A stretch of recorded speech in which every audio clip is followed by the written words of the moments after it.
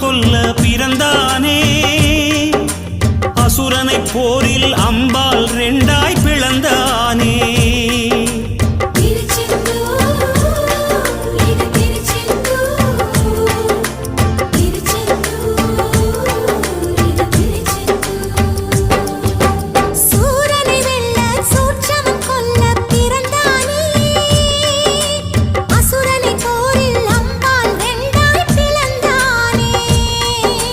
தேவதச்சர்கள் செய்த தலத்தில் தெய்வ ஆணையுடன் எழுந்தானே.